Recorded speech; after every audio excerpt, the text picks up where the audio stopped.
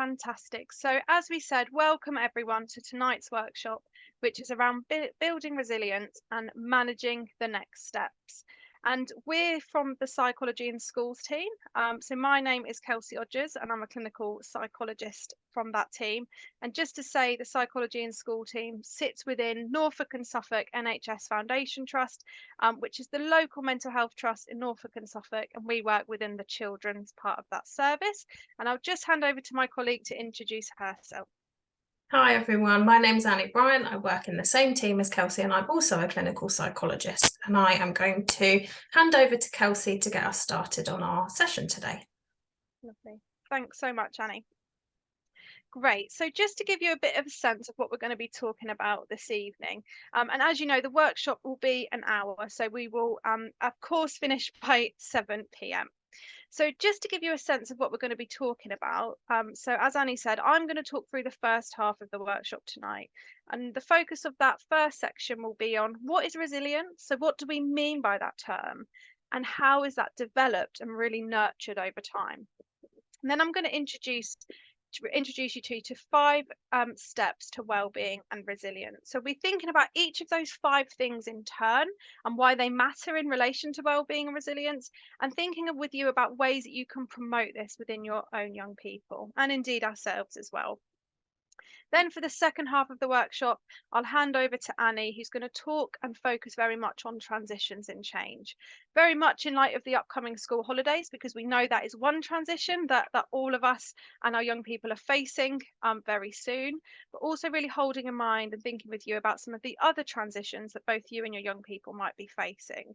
And within that, we're going to think about how can we practically support our young people to manage those transitions and the next steps.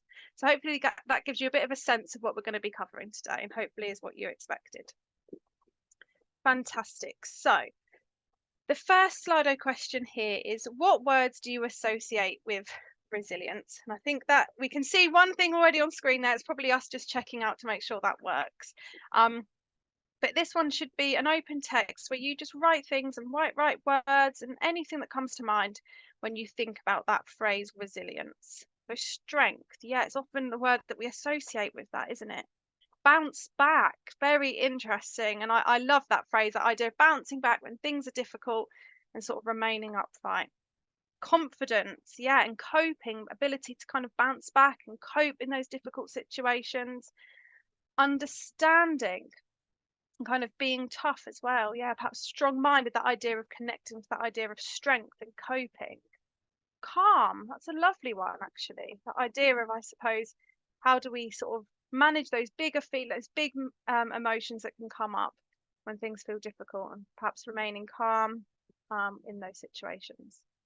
Yeah, so again, other people talking about that kind of strong-mindedness and strength, being regulated, yeah, so being able to regulate our emotions, being able to regulate and manage our behaviors, understanding that you can be resilient, but the world isn't built for the way your brain works. That's a lovely phrase, actually. That's a really lovely way to think about it. And that, I guess, making sense of yourself in a world that can feel quite tricky. Yeah, not giving up, being in control. Coping with leaving a comfort zone, yes. So maybe stepping out of something that feels quite comfortable, doing something that feels quite hard, and taking that step, feeling determined. Yeah, facing problems without letting them crush you. Yeah, so that idea, there's something about challenge there, something about facing difficult things, but sort of remaining upright in that and bouncing back and having that strength, recovering quickly and remaining confident. Lovely. Thank you all so much. There's some lovely things there that people were saying, and very much links to the definition on this slide that we can see about what do we mean about resilience, what does that term mean. And as someone already highlighted on that previous slide, resilience is about the ability to bounce back and really continuing to move forward in the face of challenging situations. And what the key thing really is here is that it's not about not having emotions, because we know that for all of us as human beings, for our young people and children, it's really normal to feel a whole host of emotions, and we need all of those things. But actually, the key bit here is actually about learning to live alongside those emotions, learning to keep going and kind of remain focused and moving towards what's important to us. So really building resilience, as you've named, really buffers the challenges that we come into in life. And that's something we're going to focus more about today. But it's really important to think about this within the current context, because we know that at the moment we're all kind of facing different stresses, but indeed lots of stresses. So we obviously in the country, in our own situation, there's the cost of living crisis that we know is ongoing and can be difficult for lots of us, and also the wider context within the country, as well as I suppose other things that might be going on in the world that we're hearing a lot about that can also feel difficult, such as the war in Ukraine.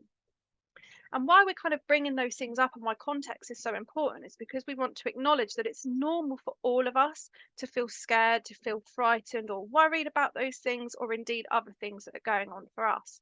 And of course, the same is true for our young people.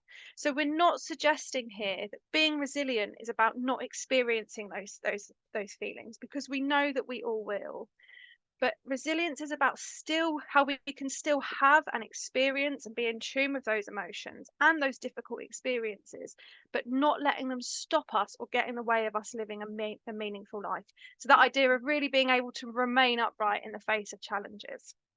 And what we know is there's a huge correlation between resilience and well-being.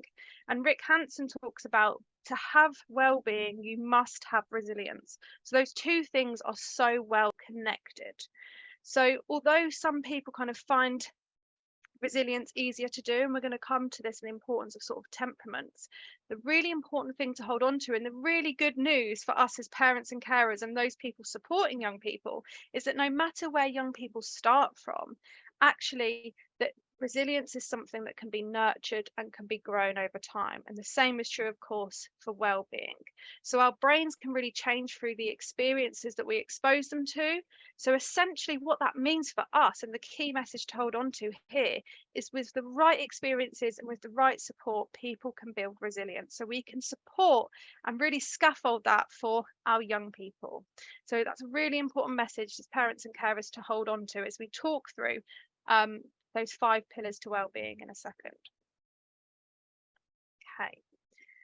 So before we move on to thinking about those 5 pillars and ways we can support our young person to build in those different areas to promote their well-being and resilience, we felt it was really important just to name a little bit about temperament. Now, of course, you all know, and particularly those of you that maybe have more than one child or maybe work with children or have lots of children within your family, you will know that every young person is different. They will be born with different temperaments, and they will have individual differences, just in the same way that we as adults do. And that's so important, isn't it, that we are all different, and sort of acknowledging that. So whilst resilience isn't something we're born with, and as we've said, is something that can absolutely be nurtured and grown over time, it's really important to just take note and kind of take account of temperaments. So again, you as parents, and maybe that's what's brought you here tonight, might be noticing that your children can be quite different in terms of how they respond to challenges. And there can be differences, as we said, between siblings, but also with other peers, or other young people they might be around. So what that means is that every young person, despite us being able to nurture and grow that resilience, will be starting from a different place when we think about building that. And Dr. Bruce Perry, who's an American psychiatrist, talks a lot about this. So he kind of acknowledges, as we've said, that young people and children are born with different temperaments. And what this means is what this translates to really in their everyday life is that some young people can experience quite a moderate or quite a significant challenge actually, and get back to baseline quite easily, just because that's just their temperament. That's kind of the way that they're wired. But we know that for other young people, actually, they can only tolerate kind of those smaller doses of challenge and stress, and actually may need longer to get back to baseline. So, something different about where young people start at in terms of their temperament, but also how quickly they can return back to their own baseline. And all of those factors will, of course, have an influence. So what the key message here is for you as parents and carers is that it's important that we take the lead from our children and young people as much as possible, because of course they will show us, whether that's verbally or through their behaviour, how much is too much. And remembering that we are the people that often know them best. So again, just kind of being mindful of that, your young person, and how much you can challenge them, how much we can push them out of that comfort zone that someone talked about, and actually how much support that they might need when they're doing those things that feel difficult. So just always important to think about those individual differences in your young person and how some of these ideas can apply to them, because of course that will be different for everybody. Fantastic. So, with all of that said, we're going to be thinking now about the 5 ways to well-being and resilience, those 5 pillars that I touched on before. So they are connection, being active, taking notice and being in the present moment, keep on learning, and giving and kindness. So we'll move on now to think about that first one I just mentioned. So looking for opportunities to connect with others, sort of the first pillar around relationships and that connection. Now, a lot of this won't be surprising, because what we know is what the research tells us, and I think is what we know as individuals, as human beings, is that relationships are the biggest predictor of overall happiness for all of us. And as human beings, we're really hardwired for that connection. It's something that we all need. And that's because when we connect with others, it really deactivates our stress response. It can help challenging situations feel much easier when we're doing that connection, when we have those people around us. And it really signals to our brains that we're safe. And we all need those safe, positive relationships with the people around us in order to build resilience. So essentially, resilience cannot be built in isolation. It cannot be built without those key people around us. And of course, though, whatever those relationships are, they will look different for different people. So just pause for a moment and think about what those important relationships might be for your young person. So it might indeed be the relationship they share with you as their parent or carer, but also thinking about peers or other people within their family, or indeed other people at school or in other areas of their life. Because what we know is that if young people have at least one consistent and supportive and sort of trusting relationship, they're going to be much better able to sort of kind of remain upright in the face of challenges and manage life's ups and downs. And it's within those relationships that they develop their core strength, that we learn and we develop skills around flexibility. So those relationships we have are going to be incredibly important when we think about building that well-being and resilience. So really what this is telling us is, and how we can apply this is, firstly, we can think about our relationship that we have with our young people. So the first point there, we can think about looking for opportunities to connect. So that's how can we connect with our young people? You know, could it be finding a one-to-one space, or doing something together that you don't get to do very often or you might enjoy? And it's not necessarily about having loads and loads of time, because we know as parents and carers that can be really difficult, but it's about the real kind of value and how those relationships look, how those opportunities for connection look when we are able to do it. So that real importance of coming alongside our young people, sort of letting them know that we're there, that we're available, and in any spaces we get with them, to really connect, to really actively listen to what they're telling us. And I know it's really hard to do, especially when young people come with dilemmas, or they come with big difficult feelings. But it's about trying not to jump in and fix things, or trying not to do that problem solving, but instead just being with them and sort of saying, I can see this is really difficult for you and I'm here for you. How can I help? And it's just connecting that warmth and that empathy. So really thinking about, firstly, your relationship with your young person. But I guess secondly to that, thinking about this opportunity to connect with others, it's really useful as well just to take an opportunity to think about your young person's relationship with other people outside of your relationship with them, and how perhaps we can look for other opportunities to support them to connect with, say, their peers. Now, again, that will look very different whether you have an older young person or indeed a younger one, but it might be thinking about how to facilitate, a play date, for example, or sleepovers. Or if you have an older child, thinking about how to support them to meet up with friends or do things with their peers. In the same way, we might think about other family relationships. How can we support and really scaffold and give our young people more opportunities for that connection, particularly in times during transitions, which we'll come to a little bit more. So that's really the first pillar, and things to really think about and take away. So the second pillar is around being active. Now, what we know is that moving our bodies is the single most important way to relieve stress when we're faced with challenging situations. Now, I'm imagining lots of you are going, gosh, does that mean we're going to have to take up loads of exercise, or trying to encourage our young people who often don't want to do this? And we know for often biological reasons, evolutionary reasons, they don't want to do this. So the key thing here is we're not suggesting that anyone needs to go and run a marathon or take up a new sport. And the key bit here is it doesn't matter what you do or how long you do it for. So it's just about trying to incorporate more of this into our everyday lives and supporting our young people to do that. So we know that young people are always facing stressors. So I can think about a whole host of things as part of my involvement with young people. So it might be stresses at school, such as schoolwork or exams, kind of what's going on in terms of their relationships. There might be ruptures with both family members, but also with their peers, or they could have other things going on, or indeed be worried about the current context, as we've already sort of acknowledged. So we know it's really normal for our young people, especially, to be faced with lots of stresses, and indeed all of us as humans, really. But we know that these stresses really activate the stress response, which is a real physiological process that happens in our bodies. So we're faced with a stressor and our bodies sort of prepare for action. And it can feel like we're really kind of hyper aroused or on the lookout for that danger and how to kind of tackle it. So when we can't easily deal with those stresses, or perhaps they hang around, or they're things that maybe aren't in our control, so thinking about like an exam period or friendship issues, we need to find other ways to support our young people to end that stress cycle, to really turn off that hyper arousal and that physiological response. And using exercise is one of the ways to deal with that and really help complete that stress cycle. So what does this look like for our young people? Again, particularly when they're trying to manage those difficult changes and those transitions, which we know can activate that stress response. So I suppose the first thing to just hold in mind, does your young person already enjoy a sport? Or maybe even not a sport, but maybe an activity that already involves movement. And that can look like anything, as we've said, and can be for however long. So is there a way that we could incorporate more of this within their routine? For example, if your young person enjoys playing football and goes to a club, is there a way that we could do more of that at home, for example? Or indeed, if they have somewhere they have to get to, could there be incorporated more kind of walking to get there? Can be thinking about things in different ways.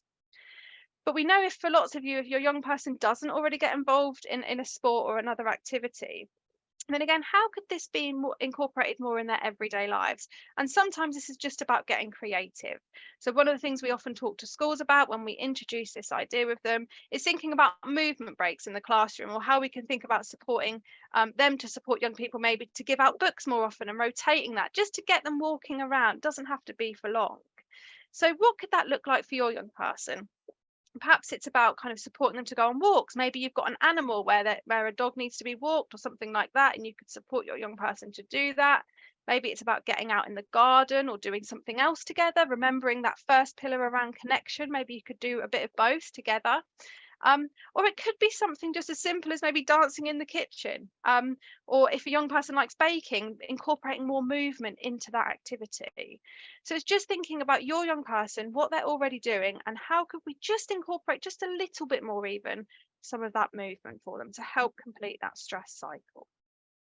Fantastic. Okay, so the third pillar, the third kind of step to wellbeing resilience, is around being in the present moment.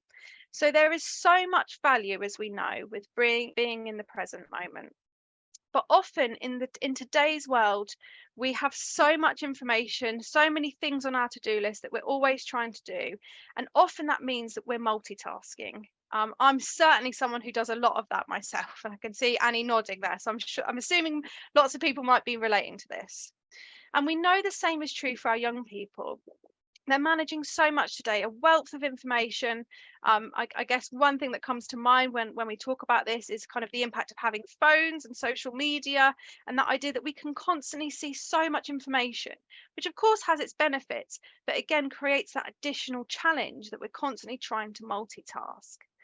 So what that means is, and the problem with that, or some of the risks involved in that, is that when we're doing lots of things at the same time, we don't often always apply ourselves in the best way to those specific things.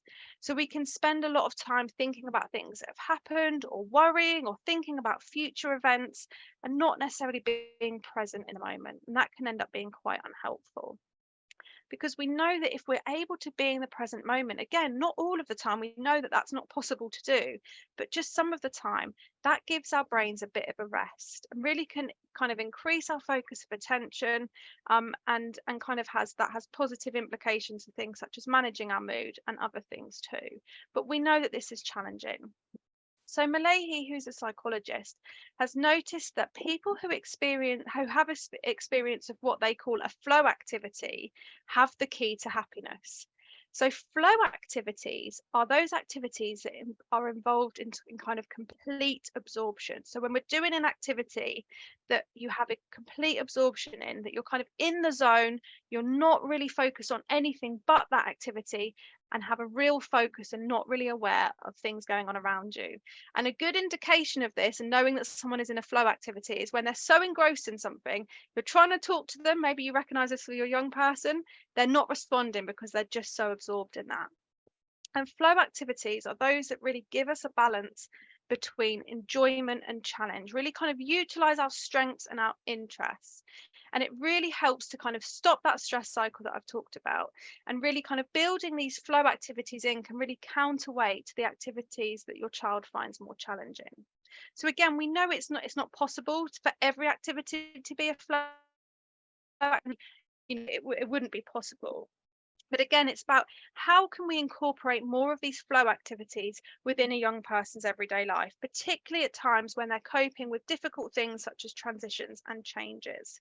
So think about whatever that might be for your young person. So it might be doing some artwork, or something related to music, perhaps playing an instrument or listening to music, playing a game of football or another sport, or indeed a board game or other kind of games that they enjoy. So it's just thinking about what your young person's strengths and interests are, what they enjoy, and allowing time for those activities within the day. And again, it's helpful to think about this as parents and carers too. How could we do more of these flow activities and incorporate more in our everyday lives? So we've just got a brief slido on that next, to think about what could be a flow activity for your child. Again, thinking about their strengths, what they enjoy doing, and what you're already noticing. So again, those activities where your young person doesn't really respond to you, perhaps because they're so absorbed in that flow activity, they're really in that zone. Or if you've got some new ideas, perhaps, then please put them down. Reading, yeah, it's a lovely example, isn't it? Yeah, we're often so engrossed, we're often in the zone, we're in the story. Rubik's Cube, lovely one. That's one we haven't had before. So that's really exciting. Painting, again, creative arts and crafts, drawing, lovely. Similar, painting on canvases. Cooking, yes, for cooking and baking is often a big one that comes up. People are often really engrossed in that, aren't they? They're really in the moment.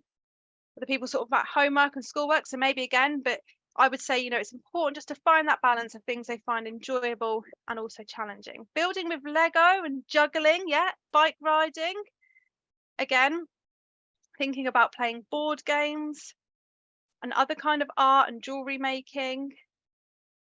Going for a walk looking for animals. Oh, some lovely examples on here. Sports as well. Brilliant. Thank you. And just to say, I know we had a query there about neurodivergence, and just to say this is our kind of main parent workshop program, but there is indeed an additional program working alongside this one. So if you follow us on Eventbrite, you should get notified of those upcoming workshops. Again, gardening, playing Nintendo, lovely, brilliant examples. Thank you all so much for those. And things for me to take away, I think, and think a bit more about. Lovely. Okay, so the fourth pillar is around learning, that kind of continuous learning. And we know that learning and achievement is fundamental. So it's really important, because for our young people, having an opportunity for learning and success really, of course, shows them what they're capable of. And this can also impact brain changes and development. So we know our brains are not fixed. And thinking about that neuroplasticity, that our brains really continue to develop and change throughout our early life, which means that new information can really help our young person's brains to grow. So that's a really important message for our young people. But we can also learn a lot from when things go wrong. And this is why sometimes some failure is a gift. And what we need to do when that happens is trying to be available for a young person when that happens, but just recognizing that this is a really important skill for them to learn in terms of how they approach tasks and also what they do in their lives when actually things don't always go to plan. So if they can experience that failure with support of yourself and other people around them, then we know that they're developing those skills for life and that they know that when they're faced with a hurdle, they won't be completely lost with that. But also, we know that repeated failure and not having opportunities for success can also be negative. So, we need to find that balance really between activities that perhaps they can succeed at, but also thinking about the importance of failure as well. So, just a bit of a balance. So if young people know, as we've said, that they can grow their brains with practice and they're not fixed, so that idea of growth mindset versus fix, and this is going to be really helpful. So this is what we mean really by that growth mindset. We're not born to have certain abilities, so they're not fixed, but really we can put in effort towards things to help create and develop those skills and abilities. So to encourage this growth mindset, we need to be careful of the language that we use with our young people. So rather than saying things that we can all fall into saying, such as you're so clever or you're so sporty or so talented at that, we want to focus more on the process and effort. So rather than the outcome, it's more about that process. So again, some examples might be, you were so organized in that assessment. I noted how much effort you put into that, or I saw how much you revised, or how much you practiced that specific skill in that specific sport. So it's about growth and not outcome, as this will help our young people to try new things and also try and develop and grow in areas that perhaps they're not so confident in yet, and some different areas that they perhaps haven't tried. And finally, we can remind our children of the importance or the power of the word yet, that we can't get there yet. Okay. So again, if I return to my marathon idea, it's funny that I talk about this quite a lot within this workshop. But if we think about if I wanted to run a marathon, just to say I can't do that yet, rather than saying I can't run a marathon, actually what if we just add that little word as I just did, I can't run a marathon yet, it highlights the potential. So really it's about changing those subtle things around the language that we use and really reminding ourselves and reminding our young people that most things in life need time, they need practice, and they need effort, but with those things we can achieve. Okay, they're really key bits to hold on to when we're thinking about that pillar. Okay, so the fifth and final pillar that I'll talk through before I hand over to Annie is thinking about giving and why that's important to resilience and well-being. So we know that for the human race to survive, we are totally dependent on kindness, giving, and community. So what that tells us is if that we see or if we do kind acts, this promotes our feel-good hormones and we're kind of really programmed and really motivated to continue to do that. And research tells us about the enormous benefits of giving and receiving for both the giver, the receiver, but also the observer, the person looking in on those kind acts as well. And that kind of really taps into the idea of our shared humanity, that connection that we know is fundamental. But what we know is too that kindness is often really hard to do in the busy and often stressful world that we're living in, that we've named quite a bit throughout today. And kindness and giving, we know, often then get pushed to the bottom of the pile on our to-do list. So we can become quite problem focused when we're faced with stress. So this is really a reminder that we can all fall into this. And we might not always have the capacity to be kind and giving. And really, we know that this can happen for all of us, no matter who we are. So in reality, it might not always feel like your house perhaps is full of kindness, and there can be lots of stresses and challenges that make that really hard. But we know if we're able just to kind of step back, maybe today is an opportunity just to do that and think about how can we do a little bit more of this, even in our busy, stressful lives. Because we know that if we're able to demonstrate and model that kindness, so kind of what it looks like, what a kind act might be, then our children and young people will notice that. And they will notice not just what we say, but also what we do. And we can model that both to other people. So we can show kindness, to our young people directly. We can give them compliments, for example. Doesn't have to be things that take a long time. We can do other acts of kindness, and that will really help them see that in action. But also we can do this for ourselves. We can show that kind of self-compassion, that self-kindness, and say, things like, I had a really stressful day, but I think I've managed really well. Or showing other ways that you're being kind and looking after yourself, because we know that if you're around kindness, it makes you feel better, and that can of course have benefits for both you and your young people. But really just invite you to start to think about that within the context of yourself and your young person. So with all of those things said, we've got a Slido now for you to think about this summer. What could you engage your child to do more of for their well-being and resilience? Thinking about those 5 pillars, so being active, connecting, being present, keep learning, and the importance of kindness and giving. So maybe some ideas that have come up, things that you've thought about as I've been talking through those 5 pillars, and ways we can promote them. Someone saying being outside more. Yes, that can have enormous benefits for our well-being, can't it? It can really help us then to get active, but also maybe if you're doing that with your young person, it helps you connect as well. Walking and reading, lovely. So again, those flow activities, perhaps being present, doing more of that active activities. Quality one-on-one time, lovely, and thinking about how to do that, really important. Sometimes, again, those things can get pushed to the bottom of our to-do list, can't they? Playing with friends, so supporting that connection with other people talking about socializing and having more family time, as well as friends over to play. Lots of other people talking about other flow activities that we've touched upon, such as baking or other sports. Learning a new skill is a bit of a challenge, and thinking about how to support that. Again, playing more games. Again, lots of other things about flow activities potentially. Yeah, and I suppose the electronics thing, it's again about getting that balance, isn't it? So as we've said, electronics might be a flow activity for a young person, but if we're noticing maybe they're neglecting other areas of their well-being, how could we support them to do more of those other bits, whilst also acknowledging that that might be a flow activity for them? Again, being more engaged in what they're doing and what they're kind of doing in the present moment. Lovely. Brilliant. Thank you all so much. Some lovely thoughts and suggestions there. So I'm just going to hand over to Annie now, who's going to think more about transitions and change with you. Thanks, Annie. Lovely. Thank you, Kelsey.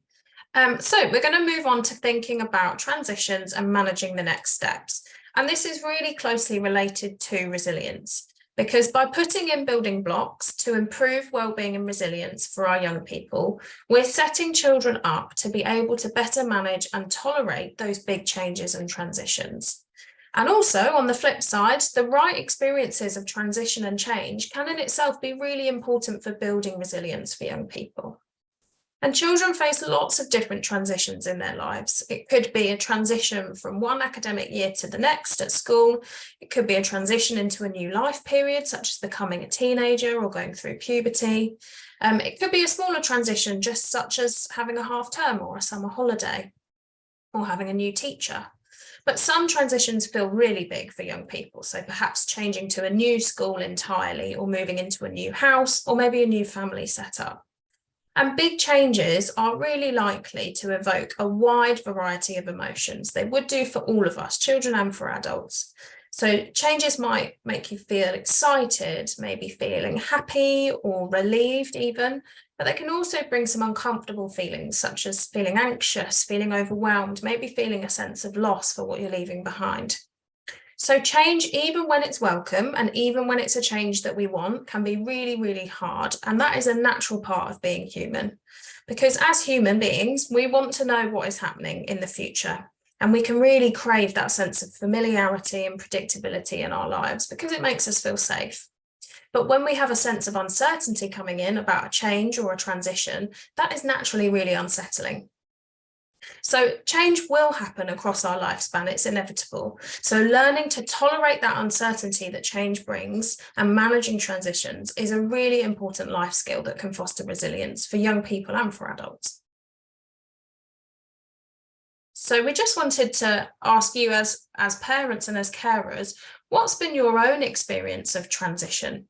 And this could be how it felt to have a change in your life, or how it felt to be transitioning into a different life period. How did it feel going through a change or a transition? A new job, yeah, that's a good example of a really common transition. Unsettling but exciting, perhaps, for that.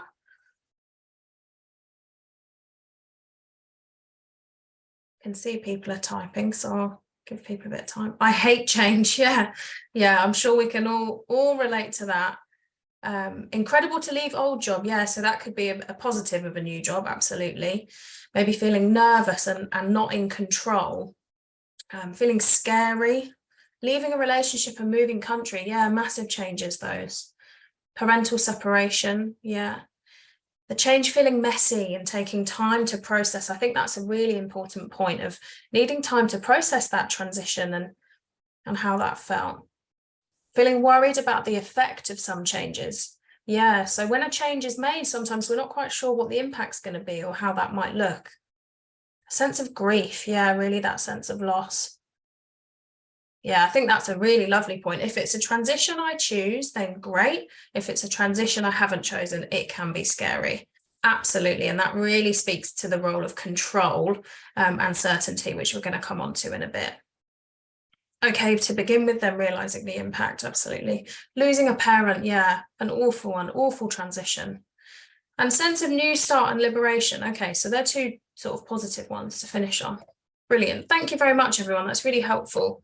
So what kind of transition is your child currently facing? And it could be more than one. They might be facing multiple transitions or changes. Struggling at school. Yeah, so school getting more difficult. New teacher. Yeah, going to upper school. New school. Yeah, new school entirely. That's a big one. Becoming a teenager. Yes, all kinds of changes and transitions. One-to-one TA removed. That's really tricky. Yeah, so somebody quite important in the school setting not being there anymore, being bullied. That's an awful one. Best friend is moving schools. That's really tough, really tough. First set of exams, yeah, that's a tough change for lots of people. Waiting for exam results. Oh, I still remember that feeling. Yeah. School holidays, yeah. Very commonly have a wobble at the start of a school holiday. Yeah, find it hard to understand. Yeah, even that change for something that feels exciting of starting a school holiday, it's that disruption and change of routine that can be really unsettling at first. First residential trip, yeah, that's a big one as well. Brilliant. Friendship changes. Okay, so loads of different transitions that your young people are facing. Okay, so we're going to think a bit about openness and flexibility in our thinking and why that's important in terms of managing change. So thinking flexibly and openly is a skill that children and teenagers are really still learning, because the parts of their brain that they need to think flexibly and openly are still developing until they're about 25. So particularly for our younger children, these ways of thinking are really tricky and they really need support from the adults in their life to be able to do it. So if we are inflexible in our thinking, this means that we're reacting to things in a way that is perhaps quite rigid. We're not adapting to new circumstances. We might be stuck in the old way of doing things, even if it's not really getting us the results that we want. And the implications for that is that we can't really grow or learn. So an inflexible mindset can also include resistance to inner experiences, and that can be really quite unhelpful. So we might be trying our best to avoid or ignore something that actually feels really quite unpleasant for us. And while that makes total sense that we're trying to avoid that, the problem is that trying to avoid our internal sensations is really not easy, and it comes at a price because it moves us further away from what's important, and it can actually make things feel worse. And I wonder if you can think of a time where this sort of thing might apply to your young person. So perhaps responding to a change or a situation with a response like, I am not doing that. You can't make me do that. I'm not trying that. No way. So what we want to help our young people with is to build flexibility and openness to new experiences. And this just starts by raising awareness and noticing when we might be getting stuck in inflexible, familiar patterns of reacting, and noticing when that's not working for us anymore and we might need to do something different. So that includes just thinking curiously about what are our options in this situation. We've got the way that we usually respond, but what might be the other options? And just being aware that there may be new possibilities that we haven't tried. So that might involve needing to slow your young person down to try and pause and integrate the sort of new information that they're getting and think about what are the choices that we might be able to make here. And let's think together and be open and curious about what we might do. And you can support your young person to be curious about their inner experiences as well. So rather than trying to get rid of them or to push them away or to fix things quickly, like Kelsey was talking about, it can be helpful to just come alongside your young person and explore with them how it feels to feel that uncomfortable feeling or to have this reaction. It might be a feeling that they've not felt before or they need a bit of help making sense of. So it's helping them notice what thoughts are coming up, what feelings are coming up in a curious way, rather than quickly judging a situation and trying to sort it out. We can be really quick to define emotions as either bad emotions or good emotions.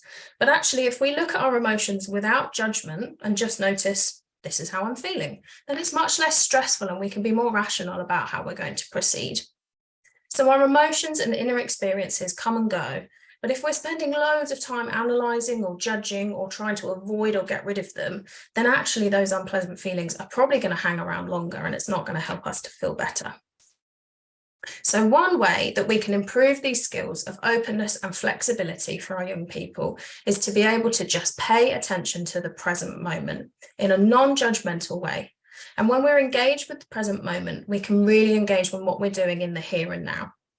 And Kelsey mentioned this earlier in the 5 ways to well-being. So as we've mentioned, when we're facing uncertainty in life, which happens for all of us, we have to learn to tolerate a level of uncertainty, because there will always be things that feel uncertain and there will be changes where we feel like we don't know what's going to happen. And it's a really important skill to be able to learn for young people. We all have that feeling that certainty feels safe, it feels comfortable, it gives us a sense of knowing what's coming ahead. And so it is natural to feel uncomfortable when that's different. So one thing that can be useful is to try and notice with your young person times when uncertainty was actually embraced or managed really well by them. It could be a previous transition or an unexpected change, and try to use language that feels more positive rather than sort of negative and scary. So maybe talking about, when this unexpected thing came up, it was a bit strange, but it was quite exciting. It was like a surprise and you handled it really, really well. I was really impressed. And although we don't naturally like uncertainty, it can offer benefits and it can be helpful to explain this to our young people. Because think about what life would be like if we had no uncertainty. If we knew everything that was going to happen, your life would be pretty boring and tedious. So uncertainty can bring positives because it can be exciting. It means new possibilities and new challenges. And for some young people or for some transitions, although embracing uncertainty has positives, there might be situations or just young people where uncertainty feels really, really overwhelming and intolerable. And so in that situation, what can be helpful is to focus on what is within your young person's control. What can they control? What can we learn about the situation to help reduce the uncertainty and increase how comfortable they're going to feel? So this leads us on to thinking about practical preparations for a big transition. And this will look different for different young people and different transitions, as we've said, particularly taking into account a child's temperament. But what can be helpful for reducing that uncertainty is having a sense of a timeline. So warning your young person when a change is going to be happening, potentially in a visual way, using a diary or a calendar so they can clearly see You know, when am I starting my new school, or when are we moving house, something like that. And largely preparing for a change is helpful. We can all think of examples in our own life where that's happened. And so supporting your young person to understand the change and sharing information with them is a really important part of preparing for a transition. And this is obviously needs to be done in an age appropriate way. So for a young child, it might be thinking about, can you show them pictures or maybe make a story about what's coming next? For teenagers, it might be sort of providing them a website they can have a look at, or just having a conversation and thinking through the practicalities together. It's important to think about, does your young person need an opportunity to say goodbye or acknowledge the loss of what they're leaving behind in this transition? So often we might be trying to focus on, your new school is so exciting, it's going to be great, there's loads of stuff there, but they may well need a sort of an opportunity and a bit of recognition of the loss of leaving the previous school behind, or the previous situation.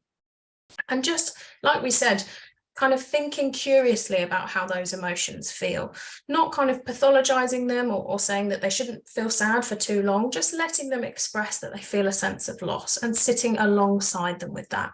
Saying something like, I can really see why you'd be finding that sad. You know, your previous school was lovely, or your teacher was great. It is sad that they're not going to be here next year. And then another point about practically preparing for a transition is graded exposure. And what that means is simply slowly introducing aspects of the new situation over time, so that familiarity with the new situation increases and uncertainty decreases. So for example, with a new school, that might be something like induction day, or just going for a visit in the school, getting to meet the teacher. When younger children go from nursery to primary school, they often start with kind of a small amount of time in reception, and then they kind of increase their hours of the day at school. So graded exposure, so that your young person gets a bit of a dose of how it feels, but they can increase that over time as they feel more comfortable. So when your young person has gone through a big change, or they've moved to the new school or the new house, how do they adapt to the new situation? And how can you support them to adapt to the new way that their life is? So one thing that can be really helpful is, particularly for big transitions, is to try and establish a sense of normal routine in the other parts of your child's life. So trying to kind of manage how much change is going on at once. So if they are starting a new school in September, it might be making sure that they keep the same bedtime routine, the same kind of morning routine and breakfast that they like to have, do similar things at the weekend. So to try and keep as many things normal as possible, so they've only got that one change of school to be coping with. If there's lots to learn for your young person in their new situation, it can be helpful to think about how can you come alongside them to remember some of this new information. So it could be perhaps with a new school, spending some time with them, writing down, you know, who are your new teachers? When do you need to do your homework? Should we set some reminders? So trying to help them make sense of all the new information and the stuff that they need to be keeping in mind. Allowing for rest is really important. So change can be exhausting. Somebody mentioned earlier that their young person at the start of the school holidays can find that really tricky. And there might just be something about that change of routine and change of scene that is quite tiring and exhausting. So allowing your young person that space and time to rest and relax while dealing with that big change. Another nice way of thinking about adapting to a big change is focusing on the opportunities and possibilities that change brings for your young person. So thinking about what is meaningful and important to them that's going to make them feel excited and motivated about the new possibility. So for example, if it is a new school, it might be thinking about, you know, the new school has a fantastic drama studio and you love drama, so that's going to be amazing. Or think of all the new friends you're going to have, that's going to be brilliant. Or we've seen they've got a coding club at school, you get to meet other people who like coding, that's so exciting. So thinking about what kinds of things are going to feel exciting and like a new opportunity for your young person, and get excited with them about those as well. Something else that can be really helpful in Helping a young person feel like they've got some control over the change is having a think about their sense of responsibility. What can they have ownership over in terms of that change? So, for example, if you're moving house, it might be letting them choose what colour they want to paint their bedroom. It might be if they're moving to a new school, it's letting them choose what they have in their lunchbox or picking their new school shoes or something like that. So helping them feel involved in the change, that it's not just something that's happening to them and it's out of their control. And then the final point we want to make about adapting to a change is thinking with your young person about how brave it is really to face a new situation, to face a new and challenging situation, and to talk with them in a really positive kind of bravery type language, to think about how well they've coped, even if it's taking small examples of, you got through your whole first day at school. I know it was tricky, but you coped really well, and you were really brave to be in that new place.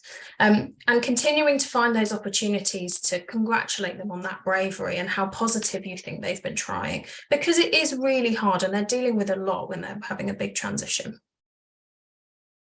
So we've got one Slido and then we're going to move on to just summing up because we've got about 5 minutes left. So what has helped you as a parent adapt to changes or transitions? So this might be how have you adapted to changes as a family, or how have you helped your young person adapt to changes or changes in your own life? What feels helpful when adapting to a really new situation? Being open and honest, yeah, that's really important. Being organized, yeah, so that's about that sense of kind of certainty and predictability, isn't it? Extra self-care, yeah, that's really important. Looking after yourself, support from friends and family. Talking, yeah, so many people saying talking it through, really important. So having somebody who understands you, who gets you, who can come alongside you and hear how it feels for you. It might not be that those friends are offering loads of ideas. It might just be that they're helping you feel listened to. Learning young person's triggers, yeah, that's really important. It's a really good one. Don't get bogged down in the negative aspects of the change. Absolutely. So focusing on the positives and the opportunities. Don't listen to negative people. Absolutely. Yeah. Being aware of what aspects might be scary and discussing them.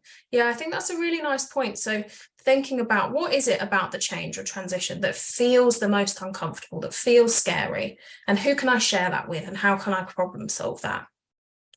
Giving your children time, yeah, that's a lovely example. New transitions take time and they do take small steps. Visual timelines, pictures of places and people, yeah, that's so helpful for going to a new club or going to somewhere on holiday. Really helpful for reducing that uncertainty for young people. Pre-warnings about what's going to happen, absolutely. And taking away some of the expectations, yeah, really important. So increasing that rest and trying not to change too much in one go. Really lovely ideas. Thank you very much, everyone. Brilliant. So just to kind of pull everything together then, so we have talked through the 5 ways to well-being and resilience. So we've talked about connection, being active, being present, importance of learning and giving and kindness. We've talked about managing change, so thinking flexibly and tolerating uncertainty. And then we've talked about some practical considerations, so how to prepare and how to sustain and adapt to change. So we've got some resources now. So we've got some resources here that are relevant to resilience. So we've got a couple of books at the end there and a podcast on strengths-based parenting. And then our team does run lots of workshops, and we've got existing workshops on YouTube, and we also have upcoming live workshops on our Eventbrite page. I believe we've done a workshop on tolerating uncertainty specifically before, which you could catch up with on YouTube, or you could have a look at our workshops on things like managing anxiety or school avoidance, if that's relevant for your young person. So do have a look at those. And just to say, we will send around the slides and resources, so you will get all of these by email. Don't worry if you can't get onto these links. So there's a couple of guides here about transitions and managing change. and then just a link to SENDIAS workshops. So that is the Suffolk Special Education Needs and Disability Information Advice and Support Service. So they run workshops and have lots of resources on their website about supporting children with SEN, and they have really useful workshops on transitions to nursery, primary and secondary school as well, if that's relevant for you. So we're just going to finish with a couple of Slidos to see how you have all found the session today. Really helpful for us to know if we're kind of pitching things in the right way, if we're missing anything, if it's useful for you as parents, that's most important. Okay, brilliant. So most people agreeing, that's really helpful. Lovely. Thank you everyone for filling that in. It really is helpful. Just give people a little bit more time if they're opening Slido up again. Brilliant. Okay. Oh, one more. Brilliant. And then we always like to finish on 2 things that you will take away from this session. And this is partly, as I said, to help us know how to develop our workshops, what to keep in, what feels useful, but also it's just helpful for you to kind of go over your learning really and think about what's important and what to remember.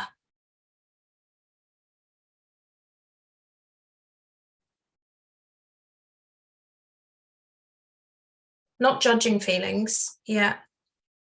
Plan how the family will manage the change, yeah. Planning is really, really helpful. Yeah, reassuring it's okay to feel bad or good. Yeah, it is. We all feel bad and all feel good sometimes. Yes, there are, yeah, we've just started a new programme on childhood neurodiversity. So we've only had one so far, so there's a few coming up which you can book on our website if you like. Flip sides of uncertainty, yeah. Tailoring support to SEN child, yeah. 5 steps to well-being. Put the diagram up at home so we can reflect as a family. That's lovely. Just like you count your 5 a day. I think that's so important. It really, really is. Being aware as a whole family about those aspects of well-being, that's fantastic. Really nice. Remember to keep saying yet instead of you've done a good job. Yeah, brilliant. I think that's a really nice one. I'm going to try and use that one myself. Flow activities.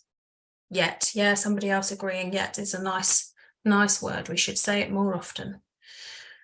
Being in the moment. Yeah, recognizing and supporting it. Yeah, lovely. Thank you, everyone. These are really, really helpful for us and hopefully helpful for you to see from other people as well what they've going to be taking home. The idea of giving. Yes. We're all liking the word yet.